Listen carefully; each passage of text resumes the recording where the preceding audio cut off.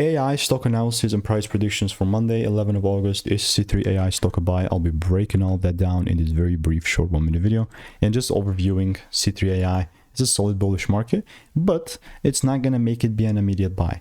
I mean, no one else has come even close to making 45,000 videos in 5 years, and it's documented everything, right? So all the data is documented, so I've seen what's working for me and what's not.